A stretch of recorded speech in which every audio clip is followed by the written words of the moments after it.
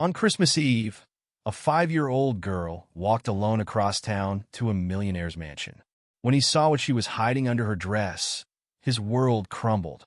The cold bit through Sarah Johnson's thin pink dress as she walked down the snow-covered sidewalk. Her small fingers clutched the fabric around her stomach, protecting the precious items hidden underneath. At 5 years old, she knew this wasn't how most kids spent their Christmas Eve, but she had no choice. Just a few more blocks, she whispered to herself, her breath visible in the freezing air. The streetlights had just come on, casting long shadows across the pristine snow. A car drove past, splashing slush onto her worn shoes. Sarah jumped back, protecting her dress. She couldn't let the hidden photograph get wet. It was her only proof, her only chance. The sound of laughter drifted from a nearby house. Through the window, she could see a family decorating their Christmas tree. A little girl about her age was being lifted by her father to place the star on top. Sarah quickly looked away. Grandma needs help, she reminded herself, thinking about that morning when she'd found her grandmother coughing in bed again. "Sarah, baby, I'm fine," her grandmother had insisted, but the stack of unpaid bills on the kitchen table told a different story. The heat had been shut off yesterday, and the apartment was getting colder by the hour. Sarah remembered the moment she'd found the photograph, tucked away in her grandmother's old jewelry box while looking for extra change. The image showed a younger version of her grandmother standing next to a beautiful young woman who looked just like Sarah. Behind them stood a tall man with kind eyes, the same man whose mansion she was walking toward now. "What are you doing in my things?" her grandmother had asked when she caught Sarah with the photograph. "Who is she, Grandma? She looks like me." Her grandmother's face had gone pale. "Put that away, child. Some things are better left in the past." But Sarah had also found the letter, and even though some words were too big for her to understand, she'd figured out enough. The woman in the photo was her mother, and the man was her grandfather, Mr. James Waters, the millionaire who lived in the big house on Hill Street. A gust of wind whipped around her, and Sarah hugged herself tighter. She'd taken her warmest dress, but it wasn't meant for December weather. Her feet ached from walking, but she couldn't stop. Grandma needed medicine, and they needed heat. Mr. Waters had money. Everyone knew that. He owned half the buildings downtown. "Watch where you're going, kid," a man called out as Sarah nearly bumped into him. She mumbled an apology and kept walking. The houses were getting bigger now, with longer driveways and taller gates. Christmas decorations grew more elaborate with each block. Reindeer made of lights, inflatable Santas, and trees that sparkled like diamonds. Sarah's legs trembled from the cold and exhaustion. She'd never walked this far alone before. Usually, the school bus dropped her off just 2 blocks from home. But she'd memorized this route from the times Grandma used to work at the Waters mansion, back before she got too sick to clean houses anymore. "Look, Mommy, that girl's all alone," a small voice called out from across the street. "Mind your business, sweetie," came the mother's reply. "Come inside now." Sarah quickened her pace. She knew what she was doing looked strange. A little girl walking alone on Christmas Eve, wearing only a dress in the snow. But she had no choice. Grandma would never have let her come if she'd asked. The Waters mansion appeared ahead, its iron gates looming against the darkening sky. Sarah's heart pounded as she approached. Through the bars, she could see the long driveway leading to the biggest house she'd ever seen. Warm light spilled from dozens of windows, but no Christmas decorations brightened its stern facade. Her fingers trembled as she reached for the intercom button beside the gate. Before she could press it, the gate creaked open on its own. A car was leaving, and Sarah slipped through before it closed again. The driveway seemed to stretch forever. Her wet shoes left small footprints in the fresh snow. Each step brought her closer to the massive front door, its brass knocker gleaming in the porch light. Sarah stopped at the bottom of the stone steps, looking up at the door. Doubt crept in, making her stomach tight. What if he didn't believe her? What if he called the police? What if this was a huge mistake? The photograph pressed against her belly, hidden beneath her dress. The letter crinkled softly with each breath. They were real. The truth was real. "Be brave," she whispered, her mother's words from the letter echoing in her mind. Sometimes love requires courage. Sarah climbed the steps one at a time, her hands sliding along the cold stone railing. At the top, she took a deep breath and reached for the doorbell. The sound echoed inside the massive house. Footsteps approached from within. Sarah's heart hammered against her ribs as the porch light flickered on. The door opened, and there he stood, the man from the photograph, older now but with the same kind eyes. Mr. James Waters looked down at the small girl on his doorstep, confusion crossing his features. "Can I help you?" Sarah's fingers clutched her dress tighter. "Mr. Waters," she said, her voice smaller than she'd intended. "I'm Sarah Johnson, and I think—" She swallowed hard. "I think you're my grandfather." His eyes widened as they dropped to her dress, where her arms wrapped protectively around what looked like a swollen belly. The color drained from his face. And then James Waters, one of the richest men in town, crumpled to the ground in a dead faint. Sarah stared at his unconscious form, the enormity of what she'd done crashing over her. In the distance, church bells began to ring, announcing the start of Christmas Eve service. She stood there, a 5-year-old girl with a hidden photograph and a desperate plan, wondering what would happen next. The warm air from inside the mansion spilled out around her, carrying the faint scent of coffee and leather. Somewhere in the house, a phone started to ring. "Mr. Waters," she whispered, kneeling beside him. "Please wake up. I have something important to show you." The photograph pressed against her skin, a secret waiting to change everything. All she could do now was wait and hope that the truth would be enough. "Sir?" "Mr. Waters." Sarah's small voice echoed in the grand entranceway. Her hands hovered uncertainly over his still form, not sure if she should touch him. Heavy footsteps pounded against marble floors. "Mr. Waters," a deep voice called out. Frank, the security guard, rushed from his station, his shoes squeaking on the polished floor. He stopped short at the sight of his employer sprawled in the doorway and a tiny girl in a pink dress kneeling beside him. "What happened here?" Frank demanded, already reaching for his radio. "Step back from him, young lady." "He just fell," Sarah explained, backing away. The photograph crinkled beneath her dress. "I told him who I was, and he fell." Frank knelt beside Mr. Waters, checking his pulse. "Mr. Waters? Can you hear me, sir?" He shot Sarah a suspicious look. "Who exactly are you?" Before Sarah could answer, Mr. Waters groaned. His eyes fluttered open, focusing first on Frank, then shifting to Sarah. He sat up slowly, one hand pressed to his forehead. "Sir, should I call an ambulance?" Frank asked, supporting Mr. Waters back. No, Mr. Waters waved him off, his voice rough. "I'm fine. Just a bit of a shock." He kept staring at Sarah, particularly at her dress. "Young lady, did you say something about being your granddaughter?" Sarah finished. Her fingers worked at the fabric of her dress. "I have proof." Frank helped Mr. Waters to his feet. "Sir, should I escort her out?" "No," Mr. Waters said quickly. "Help me to the living room." "And—" He looked at Sarah. "You come too, young lady." Sarah followed them through the massive foyer. Her wet shoes left small puddles on the marble floor. The living room was bigger than her entire apartment, with ceiling-high windows and leather furniture that gleamed in the lamplight. "Sit, Mr.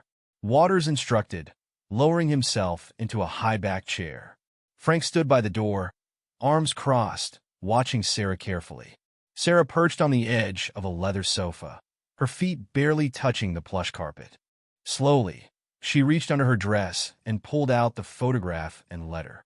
"That's why my dress looked funny," she explained, smoothing the slightly wrinkled items on her lap. "I didn't want them to get wet in the snow." Mr. Waters leaned forward, his eyes fixed on the photograph in her small hands. "May I?" he asked, his voice barely above a whisper. Sarah stood and approached him carefully, holding out the photograph. Her hand trembled slightly as he took it. The room fell silent except for the tick of a large grandfather clock. Mr. Waters stared at the photograph, his fingers tracing the faces in the image. The young woman's smile, so like Sarah's. His own younger face, before grief had etched deep lines around his eyes. "Where did you get this?" he asked finally, looking up at Sarah. I found it in Grandma's jewelry box this morning. And this too. She held out the letter. Mr. Waters took the letter with unsteady hands. As he unfolded it, Sarah recited the part she'd memorized.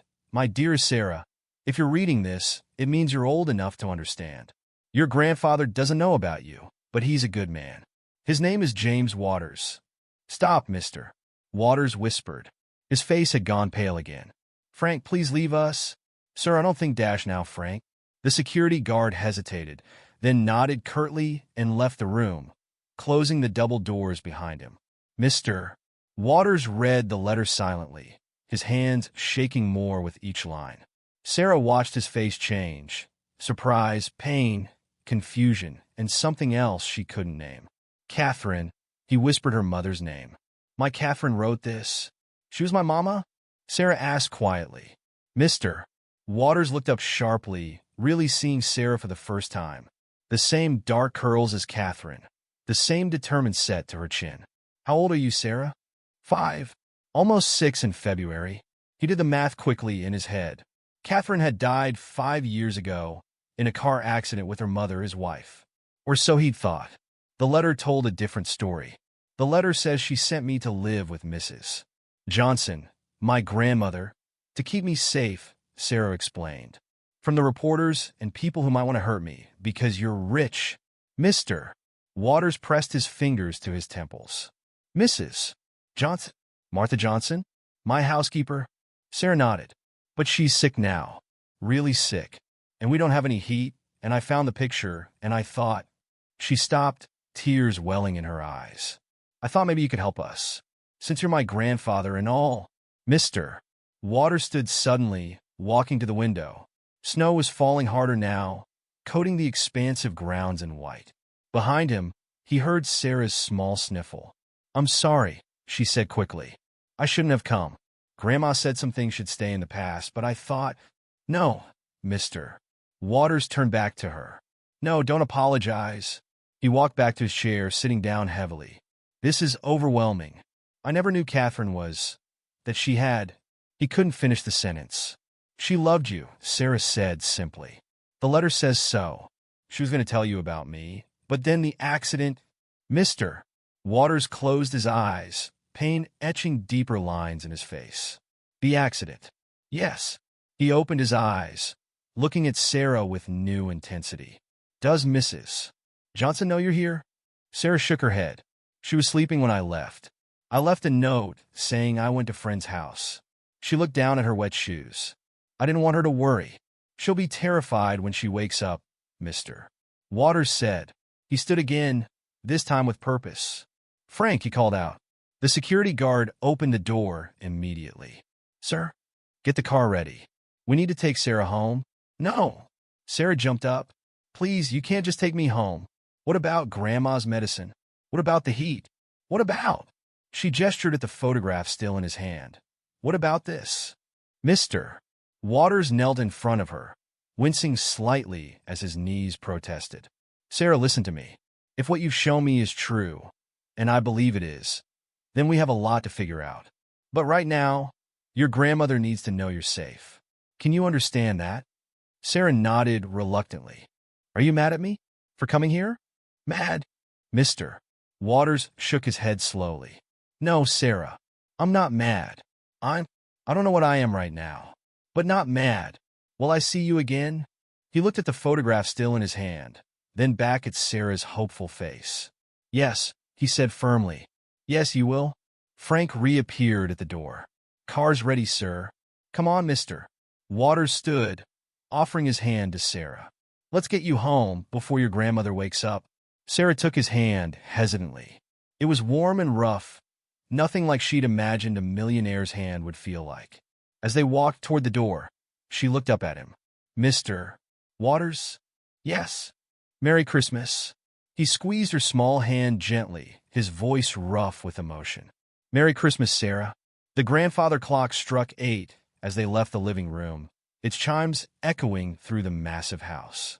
Behind them, the photograph lay on the leather chair, a moment frozen in time that had just changed everything.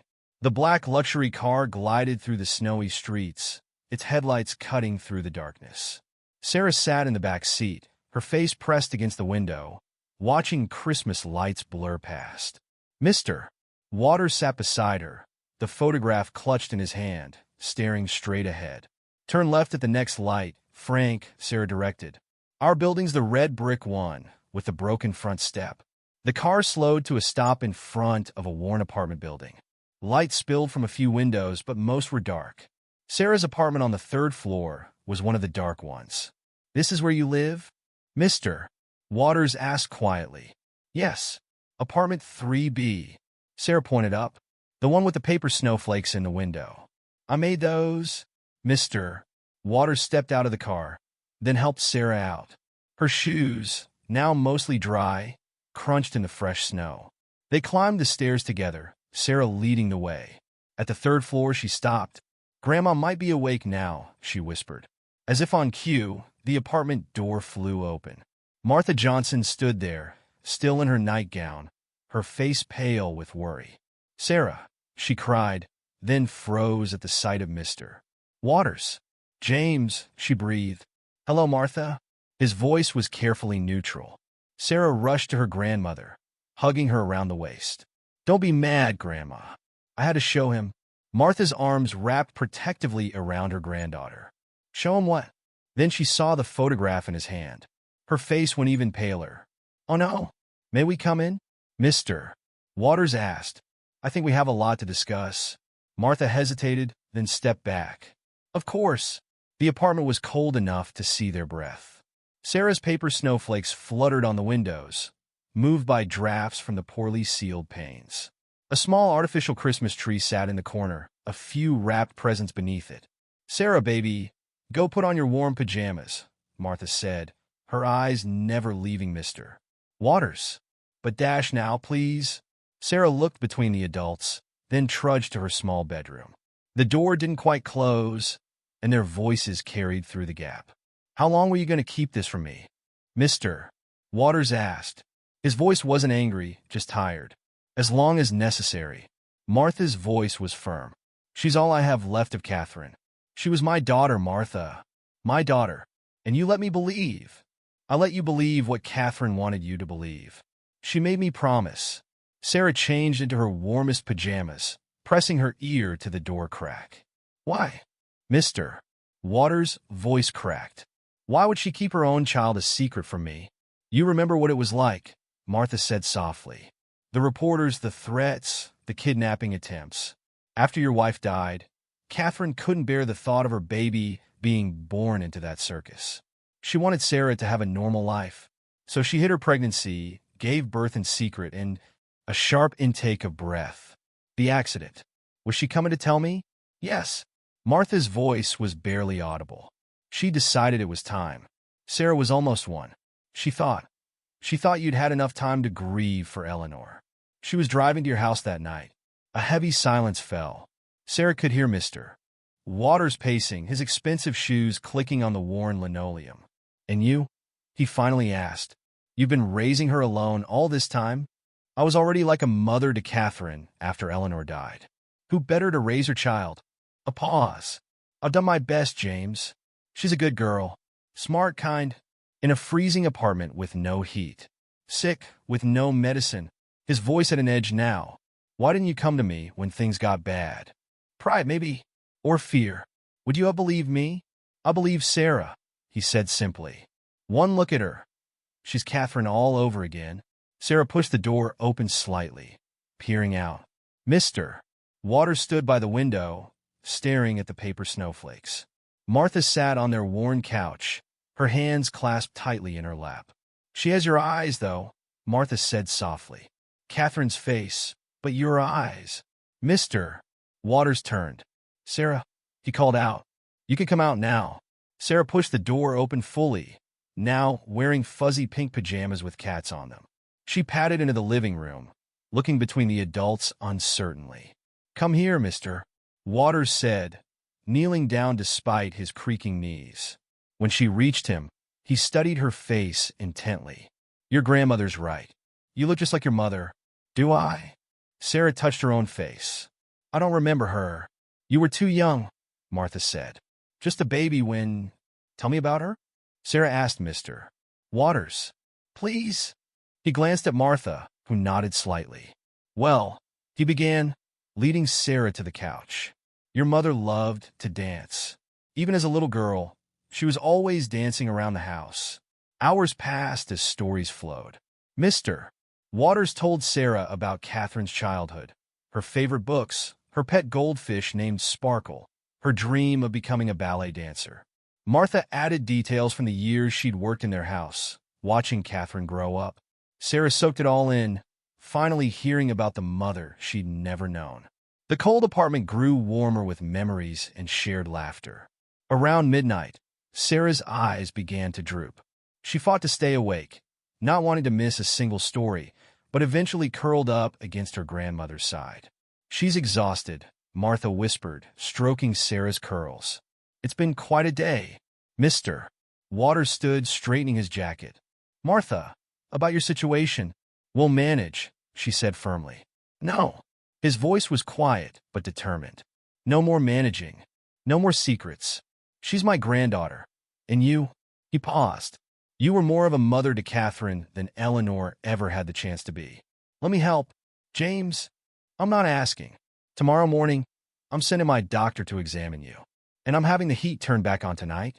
Martha opened her mouth to protest, then looked down at Sarah's sleeping face. She deserves better than this, she admitted.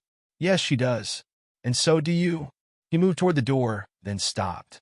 I'd like to be part of her life, Martha. If you'll allow it.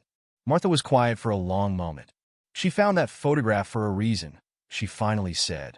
Maybe it's time for the past to come into the present. Mr. Waters nodded, his hand on the doorknob. Merry Christmas, Martha. Merry Christmas, James. After he left, Martha sat in the dark apartment, holding her sleeping granddaughter.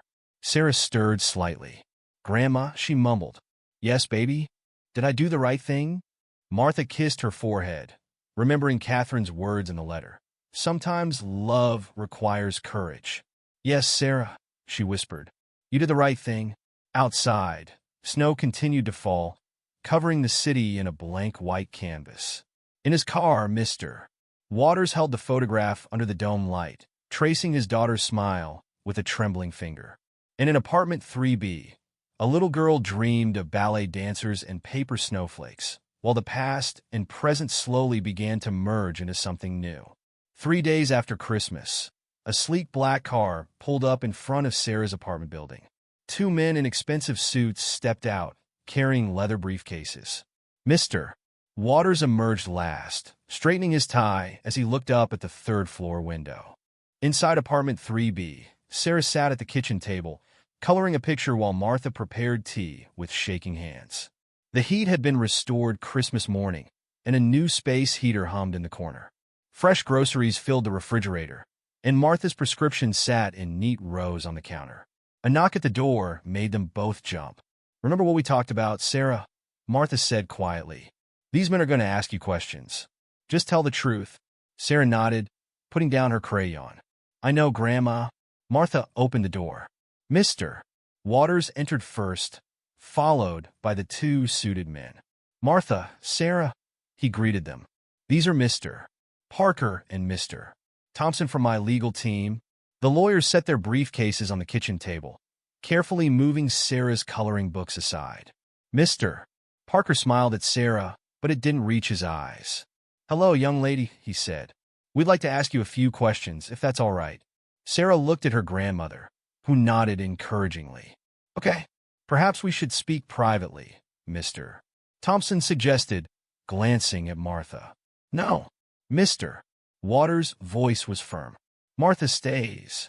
She's raised Sarah since birth. She needs to be part of this. The lawyers exchanged looks but didn't argue. Mr. Parker opened his briefcase and removed a recorder. This is just to make sure we get everything correct, he explained, placing it on the table. Now, Sarah, can you tell us how you found the photograph? Sarah sat up straighter. I was looking for change in Grandma's jewelry box to buy her medicine. The photograph was at the bottom, under her special necklace. And the letter? It was folded up behind the photograph. I didn't understand all the words, but I understood enough. Mr. Thompson leaned forward. What made you decide to go to Mr. Waters' house that night? The heat was off, Sarah said simply. Grandma was sick, and the letter said he was my grandfather and that he was a good man. She looked at Mr. Waters. It said my mom was going to tell him about me before the accident. The lawyers scribbled in their notepads. Mrs. Johnson, Mr. Parker turned to Martha. Do you have any documentation? Birth certificate? Medical records? Martha stood and went to her bedroom. She returned with a small lockbox. Everything's here. Catherine made sure of it. She unlocked the box and began removing documents. Birth certificate listing Catherine as the mother. Medical records from the private clinic where she gave birth. Photos of Catherine during her pregnancy. The original letter she wrote to Sarah. Mr. Parker examined each document carefully. And the father? Not listed, Martha said. Catherine never told anyone who he was. Mr. Waters, who had been standing by the window, turned sharply. She never? Martha shook her head. She said it didn't matter. That Sarah would have enough family with us. The lawyers continued their questions for another hour. Sarah answered truthfully about finding the photograph, making the journey to the mansion, everything. By the end, her throat was dry from talking. Well, Mr. Parker said finally, closing his notepad. The documentation appears to be in order, but we'll need to verify everything. And of course, there's the matter of a DNA test. DNA test? Sarah asked. Just to be completely sure, Mr. Thompson explained. It's a simple cheek swab, like in police shows. Sarah perked up. Mr. Waters laughed softly. Something like that. When can we do it? I've arranged for a lab technician to come tomorrow, Mr. Waters said. If that's all right, Martha? Martha nodded. The sooner we know for certain, the better. The lawyers packed up their materials. We'll begin the verification process immediately, Mr. Parker said. In the meantime, Mr. Waters, we advise against any public acknowledgement of the situation. Understood? Mr. Waters watched them leave, then turned to Martha and Sarah. I'm sorry about all this. The lawyers insist on being thorough. It's fine, Martha said. We have nothing to hide. Sarah stood up from the table. Want to see my room? I hung up the picture you brought yesterday. Mr. Waters smiled. The one of your mother at your age? I'd love to see it. Sarah led him to her small bedroom. The walls were covered in her drawings and the paper snowflakes she loved making. Above her bed hung the photograph Mr. Waters had brought, Catherine at 5 years old, wearing a tutu and striking a ballet pose. She's so pretty, Sarah said, staring at the picture. Did she really dance on a big stage? She did. In the Nutcracker, when she was 12, Mr. Waters sat on the edge of Sarah's bed. She was a mouse. I take dance classes at the community center, Sarah said proudly. Miss Angela says I'm good. Does she? Mr. Waters' voice caught slightly. Maybe someday you'd let me watch you dance? Sarah beamed. I have a recital next month. We're doing Swan Lake. Well, a baby version. She demonstrated a wobbly twirl. I'm still learning. From the doorway, Martha watched them. Her heart ached seeing them together. Sarah's enthusiasm, James's wonder. So much time lost. Sarah, she called softly. Time for your reading practice. Can Mr. Waters listen? Sarah asked, already pulling a book from her shelf. I'm really good at the big words now. Mr. Waters looked at Martha questioningly. She nodded. 20 minutes, she said. Then homework. Sarah climbed onto her bed, positioning herself next to Mr. Waters. She opened her book, Charlotte's Web, and began to read carefully. When she struggled with a word, Mr. Waters helped her sound it out, just as Catherine had done with her own books so many years ago. Martha left them to it, returning to the kitchen to start dinner. She could hear Sarah's clear voice reading about Wilbur the pig, interrupted occasionally by Mr. Waters' gentle corrections or words of praise. A new routine was forming, tentative but real. The lawyers would verify, the DNA would confirm, but Martha already knew the truth. It was in the way Sarah's eyes crinkled when she smiled, just like Catherine's. It was in the way James watched her, seeing ghosts and miracles all at once. The truth had been hiding in a jewelry box for 5 years, waiting for a little girl brave enough to reveal it. Now it was out, and none of their lives would ever be the same. In Sarah's room, the story continued. A spider wrote words in her web, a pig learned about friendship, and a grandfather and granddaughter began writing their own story, one page at a time. 2 weeks after the lawyer's visit, Sarah skipped through the community center's double doors, her dance bag bouncing against her hip. Mr. Waters followed, ducking his head to enter the modest building. Miss Angela, Sarah called out, waving to her dance teacher. Look who came to watch. Angela Martinez looked up from adjusting a young student's leotard, her eyes widening at the sight of James Waters in her humble dance studio. She'd seen him in the newspaper plenty of times, but never expected him in her classroom. Mr. Waters, she said, straining up. This is unexpected. Please call me James, he said, looking around the worn but clean studio. Sarah insisted I see where she practices. Sarah was already changing into her ballet shoes, chattering excitedly. Show him the music for our Swan Lake dance, Miss Angela. The one where I get to be a baby swan. Angela smiled, moving to the ancient CD player. Maybe after warm-ups, Sarah. Take your place at the bar, please. Mr. Waters sat on a folding chair against the wall, watching as Sarah joined the other young dancers. The kids whispered and pointed at him, but Sarah seemed oblivious to their attention, focused entirely on her plies. She has natural grace, Angela said quietly, sitting next to him. Just like her mother. Mr. Waters turned sharply. You knew Catherine? Angela nodded. She took classes here 2 years ago, before she moved to the fancy academy downtown. She paused. I was sorry to hear about the accident. Before he could respond, the studio door opened. Martha entered, still wearing her nurse's aide uniform from her new part-time job at the local clinic.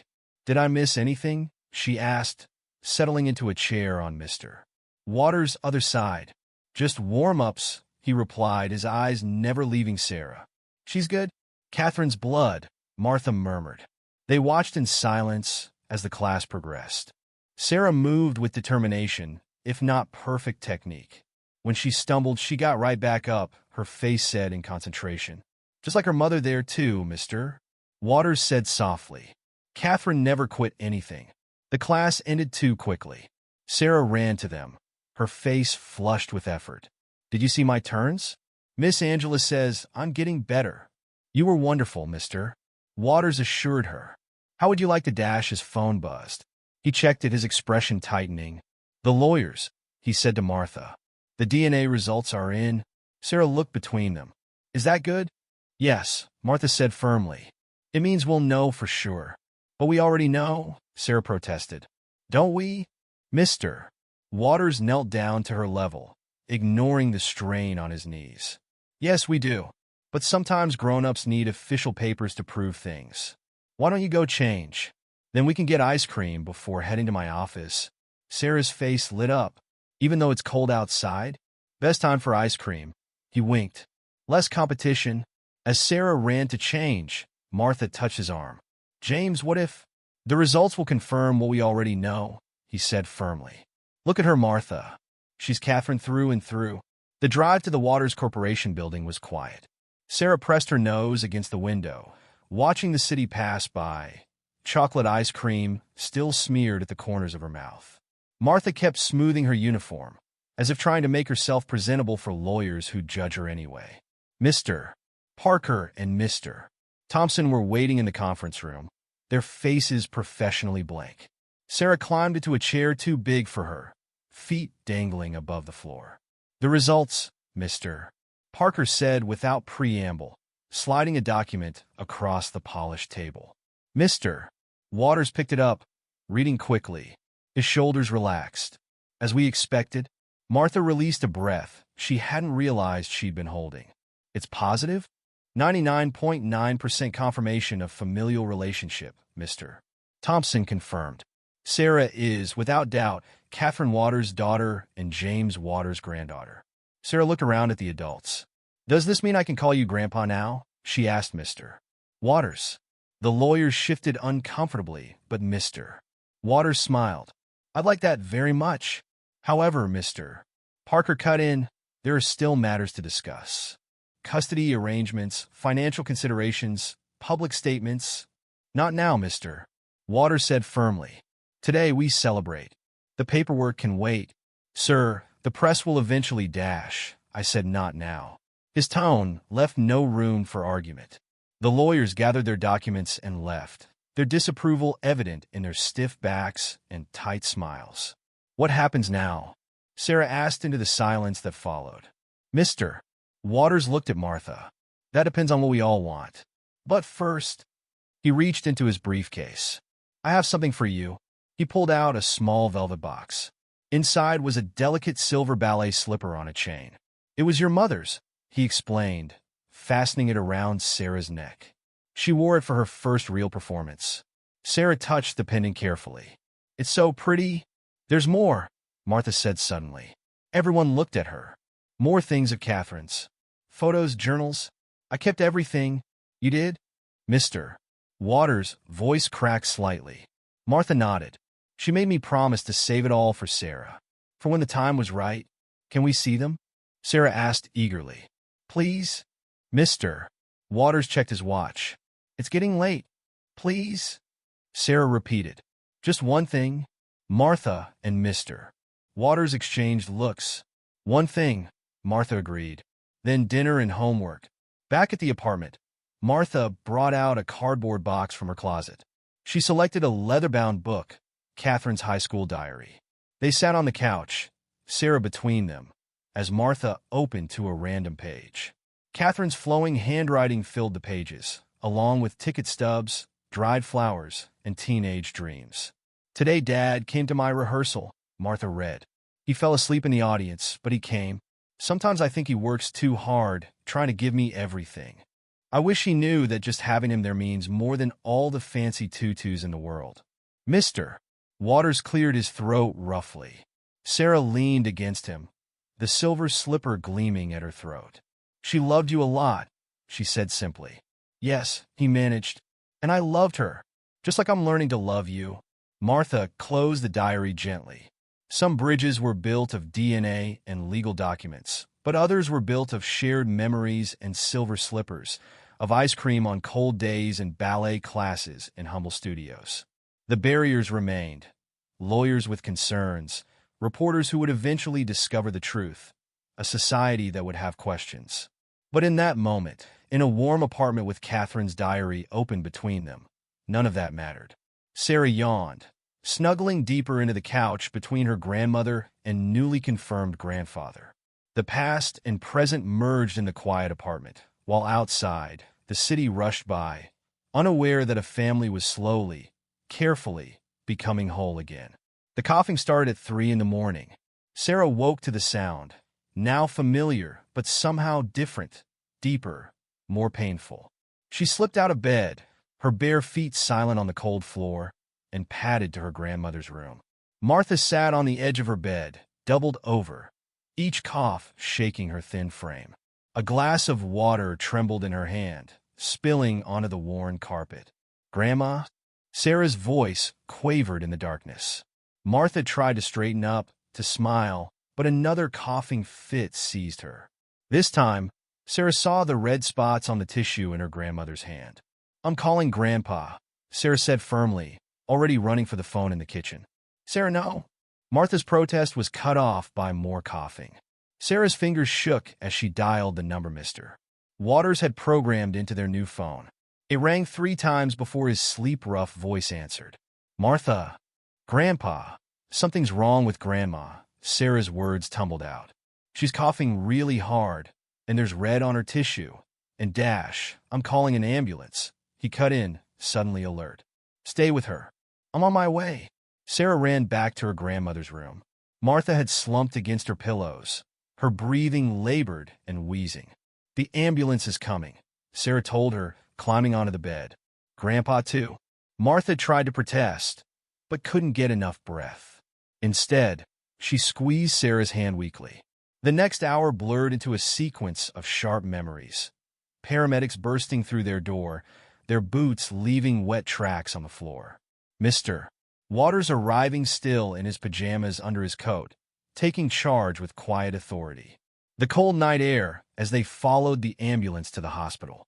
Now Sarah sat in an uncomfortable plastic chair in the emergency room, wearing her cat pajamas and Mr. Waters' suit jacket, which hung past her knees. Her grandfather paced the waiting room, making phone calls and demanding updates from every passing nurse. Mr. Waters, a doctor, finally emerged, his face serious. A word. They stepped aside, speaking in low voices, but Sarah could still hear snippets. Pneumonia, complicated by her existing condition. Need to admit her immediately. Insurance situation. Money is no object, Mr. Waters said firmly. Whatever she needs. The doctor nodded and hurried away. Mr. Waters returned to Sarah, sitting heavily beside her. Is Grandma going to die? Sarah asked quietly. No, he said firmly. No, she's very sick, but we're going to take care of her. The doctors here are the best in the city. Promise? He pulled her onto his lap, something he'd never done before. I promise. Sarah leaned against his chest, hearing his heartbeat through his thin pajama shirt. She didn't want to worry us, she whispered. She's been coughing for days, but said it was just a cold. That sounds like Martha, he sighed. Always putting others first. A nurse approached them. You can see her now. Room 412. They took the elevator up, Sarah's small hand clutched in her grandfather's larger one. Martha lay in a hospital bed, oxygen tubes in her nose, monitors beeping steadily beside her. She looked smaller somehow, lost in the white hospital sheets. James, she said weakly. You shouldn't have. Don't, he interrupted. Don't you dare say I shouldn't have come. Sarah climbed carefully onto the edge of the bed. Does it still hurt, Grandma? No, baby. The medicine is helping. Martha's voice was hoarse. I'm sorry I scared you. Why didn't you tell us you were getting worse? Mr. Waters demanded. Martha closed her eyes briefly. The new job at the clinic. I couldn't risk losing it. We needed the insurance. Damn the insurance. Mr. Waters rarely raised his voice, but now it shook with emotion. Your family, Martha. Family. When will you understand that means something? James? No, listen to me. He sat in the chair beside her bed, leaning forward intently. 5 years ago, you took in my granddaughter. You raised her, loved her, gave up everything to protect her. And now you're going to let me help you. No arguments. Martha's eyes filled with tears. I never wanted charity. It's not charity. It's family, Sarah said firmly, repeating her grandfather's words. A small smile touched Martha's pale lips. When did you get so wise? Must be those genes everyone keeps talking about. Sarah shrugged, making both adults laugh softly. The doctor returned with more test results. Martha had severe pneumonia, complicated by years of untreated health issues. She would need to stay in the hospital for at least a week, possibly longer. What about Sarah? Martha asked weakly. She has school, her dance classes. She'll stay with me, Mr. Waters said. It wasn't a question. Martha started to protest, but another coughing fit cut her off. The doctor quickly shooed Sarah and Mr. Waters out while nurses attended to Martha. In the hallway, Sarah looked up at her grandfather. Is this my fault? Because I told you about being your granddaughter. Mr. Waters knelt down, ignoring his protesting knees. Listen to me, Sarah. None of this is your fault. If anything, you probably saved your grandmother's life by being brave enough to come to me that night. Really? Really? He straightened up. Now, we need to get you home to pack some things. You'll stay in the guest room in my house until Martha's better. Sarah bit her lip. Can I bring Charlotte? Charlotte? My stuffed penguin. Mom got her for me when I was a baby. At least that's what Grandma says.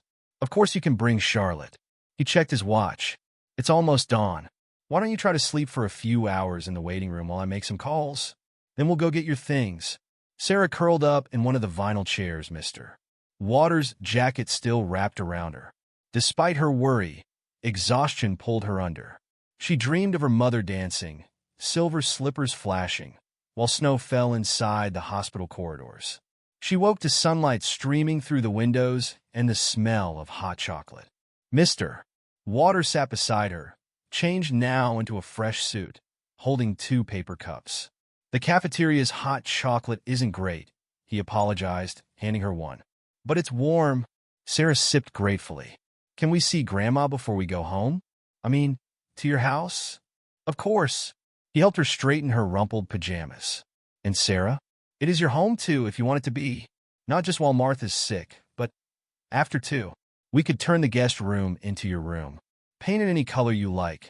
Sarah considered this. Could I put up my paper snowflakes? As many as you want. He smiled. And maybe we could put up some of your mother's old pictures too. Martha said she kept everything. I'd like that. Sarah stood, still clutching her hot chocolate. Grandpa? Yes. I'm scared. He pulled her close with his free arm. Me too, sweetheart. But we'll get through this together. That's what families do. They walked to Martha's room, where she slept peacefully, her breathing easier now. Sarah pressed her small hand against the window, leaving a foggy print on the glass. We'll come back this afternoon, mister. Waters promised. After we get you settled and talk to your school about missing a few days. Sarah nodded, then squared her small shoulders, just like Catherine used to do before a performance, mister. Waters thought with a pang. Okay, she said, but first we need to get Charlotte. She doesn't like being alone. Mister. Waters smiled, taking her hand. Together they walked toward the elevator, leaving Martha to heal under the watchful eyes of doctors and nurses who now had very specific instructions from one of the city's most powerful men. Spare no expense, take no chances. The price of love, he had learned, was not measured in hospital bills or legal fees.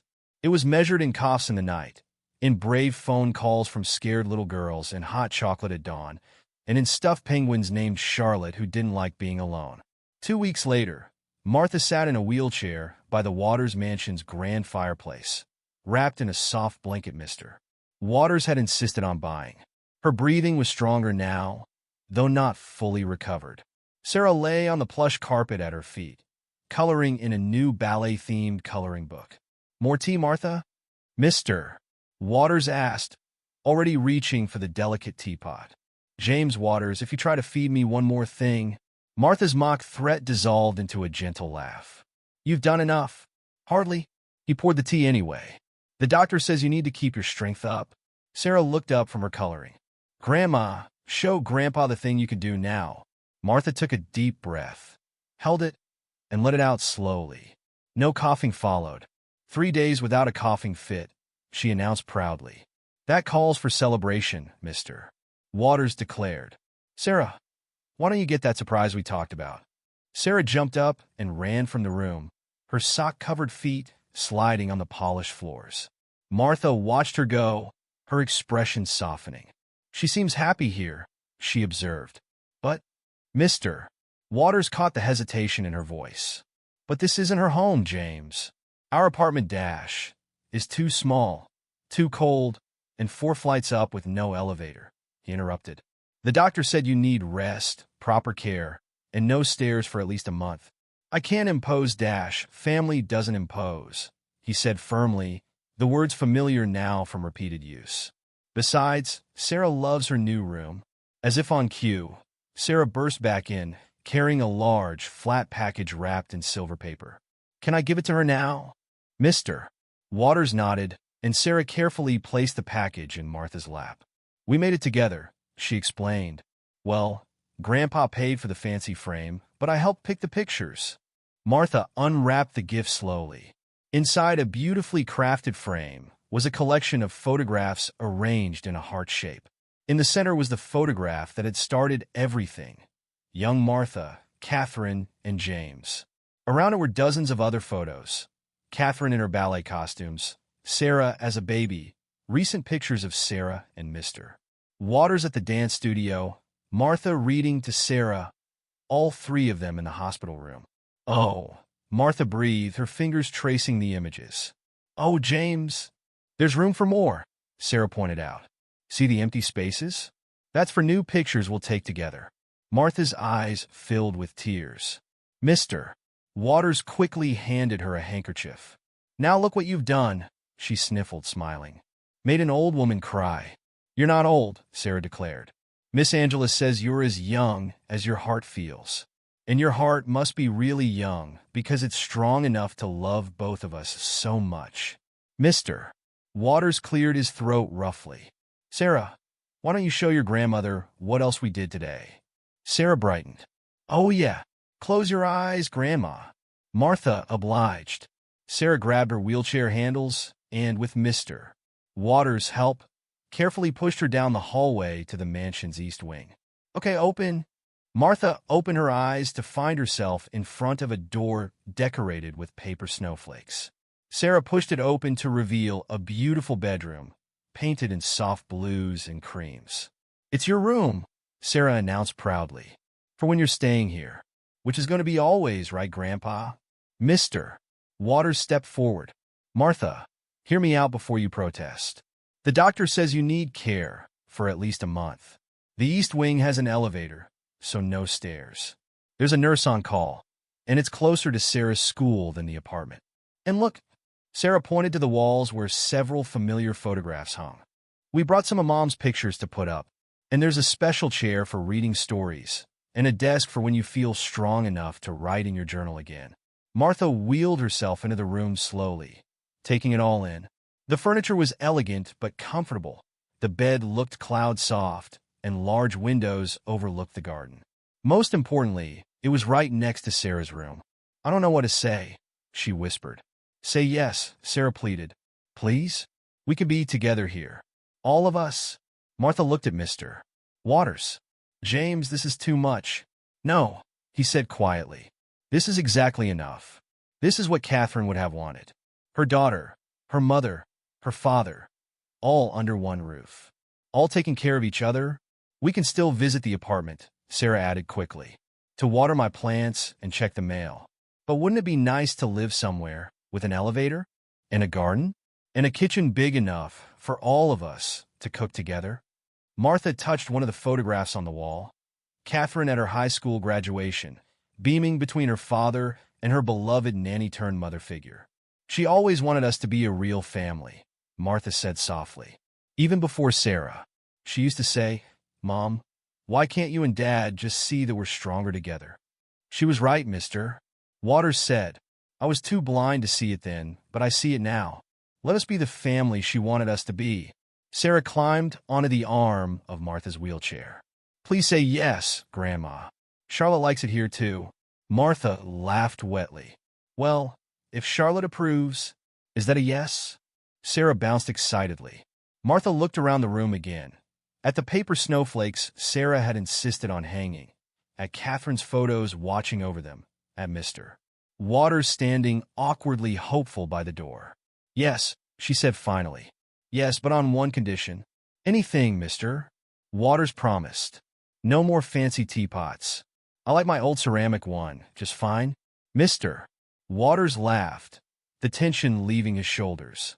Deal. Though I make no promises about Sarah's ballet supplies. I saw a rhinestone-covered tutu in the dance shop window yesterday. Grandpa! Sarah gasped. Really?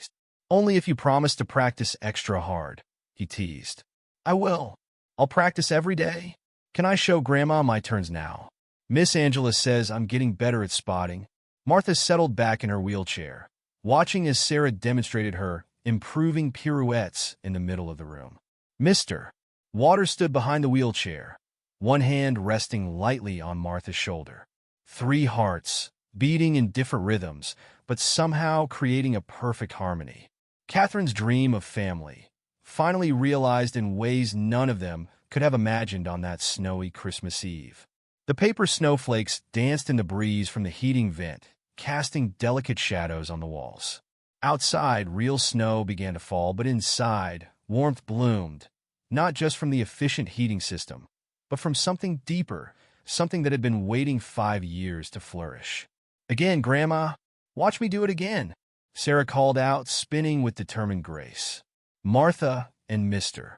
Waters watched, their hearts full, as Catherine's daughter danced in the fading afternoon light, her shadow mixing with the snowflake patterns on the wall, creating something new and beautiful and whole. The Waters mansion transformed as December returned. A massive Christmas tree dominated the main hall, its lights twinkling against the polished marble. Sarah had insisted on helping decorate, carefully hanging ornaments from a stepladder while Mr. Waters hovered nervously below. Higher. Sarah stretched, trying to place a crystal angel.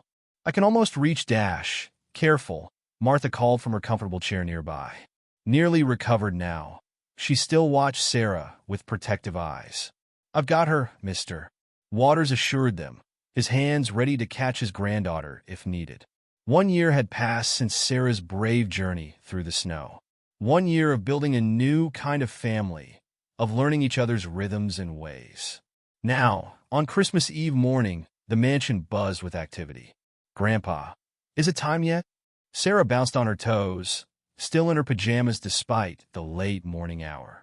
Time for what? He teased, knowing exactly what she meant. The special dinner, and the presents, and Dash. First, Martha interrupted, breakfast. Then your dance practice. Then we can start preparing for tonight. Sarah sighed dramatically but obeyed, heading to the kitchen where Cook had prepared her favorite chocolate chip pancakes. Through the kitchen window, she could see the garden where paper snowflakes hung from tree branches, protected from the weather by careful lamination, her special project for the season. Don't forget your sweater for practice, Martha called after her. It's cold today, mister. Waters watched the exchange with a soft smile. She's growing so fast. Children do that, Martha agreed. 1 minute they're hiding photographs under their dresses. The next they're performing solo pieces in dance recitals. Speaking of performances, Mr. Waters pulled an envelope from his pocket. The National Ballet is doing the Nutcracker next week. I got tickets for all of us. Martha took the envelope, her eyes widening. Front row. Catherine's old seats, he said quietly. I thought it was time to use them again. Before Martha could respond, Sarah raced back in, maple syrup sticky on her chin. Grandpa, Cook says there's a surprise coming for tonight's dinner. What is it? If I told you, it wouldn't be a surprise, he chuckled, tucking the envelope away. Now, shouldn't you be getting ready for dance class? An hour later, Sarah twirled in Miss Angela's studio, her movements more confident now after a year of dedicated practice. Mr. Waters watched from his usual chair, no longer an oddity in the humble community center. She's ready, Miss Angela said softly, sitting beside him. For the spring scholarship auditions. She has her mother's talent, James. He nodded, watching Sarah execute a near-perfect pirouette. Catherine would be proud. Yes, Miss Angela agreed. Of all of you? Back at the mansion that afternoon, Sarah helped Cook prepare Christmas cookies, sneaking bites of dough when she thought no one was looking. Martha supervised from a kitchen stool, while Mr.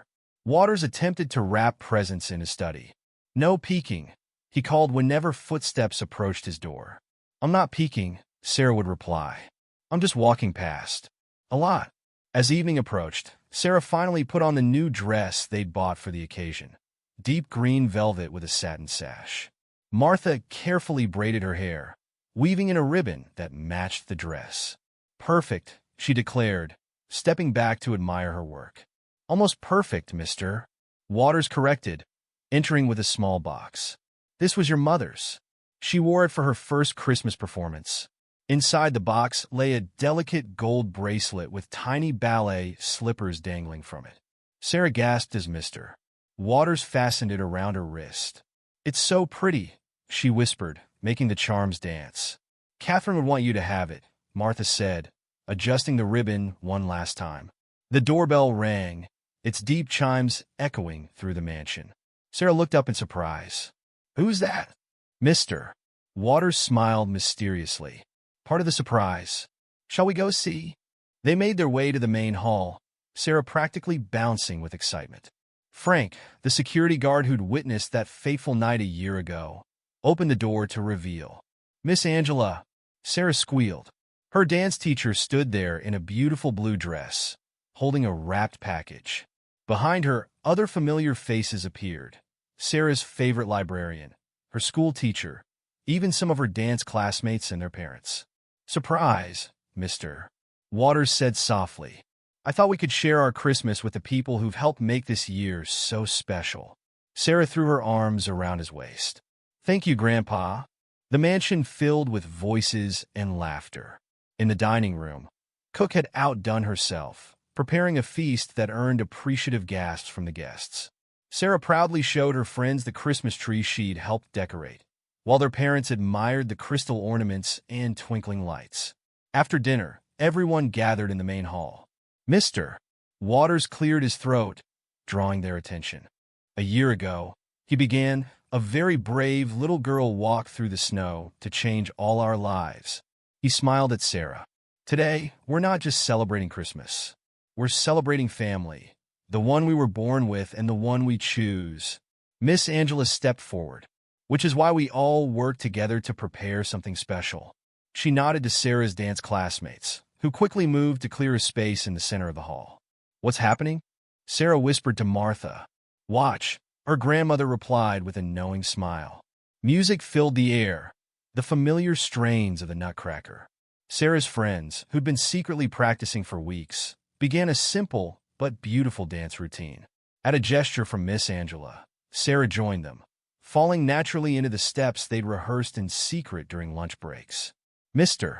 Waters watched, tears in his eyes, as his granddaughter danced in the same hall where Catherine had once practiced her own routines. Martha squeezed his hand silently. When the dance ended, applause filled the mansion. Sarah curtsied, beaming with joy, her mother's bracelet catching the light. Time for presents, someone called out, and the children rushed to the tree. Sarah opened each gift carefully, delighting in books, new dance shoes, and art supplies. But her favorite gift was the one Martha and Mr. Waters gave her together, a handmade scrapbook filled with photos and stories about Catherine. So you'll always know where you came from, Martha explained, and how much you were loved, even before you were born. As the evening wound down and guests began to leave, snow started falling outside. Sarah stood at the window, watching the flakes drift past the paper snowflakes she'd hung in the garden. Penny for your thoughts? Mr. Waters asked, joining her. I was just thinking about last Christmas, she said, when I was scared to ring your doorbell. Are you still scared sometimes?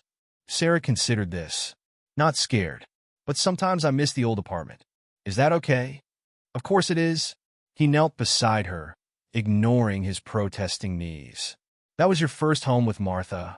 It's okay to miss it. But this is home now, too, she said decisively. With you and Grandma and Cook and Frank and everyone. Yes, he agreed. This is home. Martha joined them at the window, wrapping a shawl around Sarah's shoulders. Look, she pointed. The paper snowflakes are dancing in the wind. They stood together, watching real and paper snowflakes swirl in the garden lights. The crystal angel on top of the Christmas tree caught the light, sending rainbow patterns across the marble floor. Merry Christmas, Sarah said softly. Merry Christmas, her grandparents replied in unison, their hearts full of the kind of joy that only comes from finding what you never knew you were missing. Christmas morning dawned bright and clear, sunlight sparkling off fresh snow. Sarah woke early, but instead of rushing downstairs to her presents, she sat on her window seat, watching the garden sparkle. Her mother's bracelet jingled softly as she hugged Charlotte the penguin. A gentle knock on her door preceded Martha's entrance. You're up early. I was thinking, Sarah said, making room on the window seat. About what? Martha settled beside her, wrapping them both in a warm blanket. About how different everything is from last Christmas. Sarah touched one of her paper snowflakes, taped to the window. Remember how cold our apartment was? And now look at us, Martha smiled. In this big warm house with a wonderful grandfather who loves you very much. And you too, Sarah added firmly. He loves you too, Grandma. A deeper voice joined them from the doorway. She's right, you know. Mr. Waters stood there in his robe and slippers, holding 3 steaming mugs. Hot chocolate for breakfast? Don't tell Cook. Sarah made room for him on the window seat, creating a cozy crowd. They sat quietly, sipping their hot chocolate and watching the birds visit the winter feeders Mr. Waters had installed at Sarah's request. I have something to tell you both, Mr. Waters said finally. I've been working on a project. Is it about the foundation? Sarah asked. She'd learned that her grandfather's charitable foundation helped lots of people in the city. Yes, actually, we're creating something new. The Catherine Waters Memorial Scholarship. Martha's hand trembled slightly on her mug. James, It will cover dance lessons, equipment, and competition fees for talented young dancers who can't afford them, he continued. And Sarah, if you'd like, you can help choose the recipients each year. Sarah's eyes widened. Really? Really? Your mother always wanted to help other dancers. Now we can do it in her name. Can we tell them about her? Sarah asked. About how she danced and loved ballet, and she hesitated. And about me? Mr. Waters exchanged looks with Martha. They kept Sarah's identity private this past year, protecting her from media attention. But now, I think, Martha said slowly, it's time for the world to know about Catherine's daughter. If you're ready, Sarah thought about this. Will people ask lots of questions? Probably, Mr. Waters admitted. But we'll face them together. As a family. Okay then, Sarah decided. But first, presents. They laughed and followed her downstairs, where the Christmas tree sparkled with morning light. Presents spilled out from under it, though not as many as last year. They'd all learned that love couldn't be measured in packages. Sarah opened her gifts slowly, savoring each one. New dance gear, books, art supplies, and a special leather-bound journal with her name embossed in gold. For your own stories, Martha explained, like your mother's diaries. But the biggest surprise waited in the garden. Mr. Waters led them outside, where a path had been cleared through the snow to a small building near the rose garden. Your own dance studio, he announced, opening the door. Sarah gasped. Mirrors lined one wall, a professional bar ran along another, and the floor was sprung wood perfect for practice. A small sound system sat ready in one corner. Miss Angela helped design it, Mr. Waters explained. She'll come here for private lessons when you're ready. And look, Martha pointed to the walls. Photos of Catherine dancing hung there. Inspiration for her daughter's own journey. Sarah ran to the bar, naturally assuming first position. In the mirrors, she could see her grandparents watching her with love, and above them, her mother's photos seemed to smile down. Later, as they sat in the living room enjoying Cook's Christmas breakfast, Mr. Waters cleared his throat. There's one more thing, he said. Martha, this is for you. He handed her an envelope. Inside were legal papers, property deeds. The apartment building, he explained. I bought it. It's being renovated as we speak. Better heating, a new elevator, updated everything. And the top floor will be converted into a community center, with room for dance classes for neighborhood kids who can't make it to Miss Angela's studio. Martha's hand shook. James, I don't know what to say. Say you'll help run it. The foundation will handle funding, but we need someone who understands what these families need. Someone with a big heart and practical mind. Can I help too? Sarah asked eagerly. Of course, Martha smiled through tears. It could be our special project. All three of us. 4, Sarah corrected, pointing to Catherine's photo on the wall. Mom's helping too from heaven. Mr. Waters wrapped an arm around each of them. Yes, she is. The day passed peacefully. They video called Miss Angela to thank her for her part in the studio surprise. Sarah practiced in her new space while Mr. Waters and Martha watched. Cook outdid herself with Christmas dinner. As evening fell, they gathered in the living room. Sarah played on the carpet with Charlotte, showing the penguin her new journal. Martha knitted in her favorite chair, a hobby she'd taken up during her recovery. Mr. Waters sat at his desk, working on scholarship papers. Grandpa? Sarah called suddenly. Yes?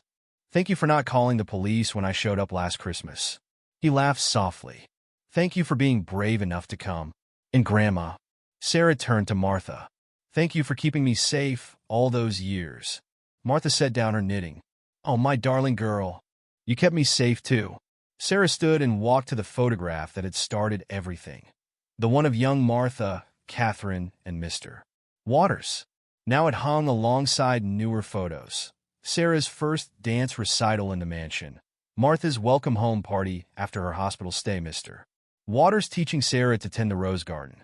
We're kind of like a paper snowflake, Sarah said thoughtfully. How so? Mr. Waters asked. Well, you start with something plain like paper. Then you fold it and cut it in different ways. And when you open it up, it's beautiful and special, even though it's not perfect. Like us, we're not a regular family, but we're special anyway. Martha and Mr.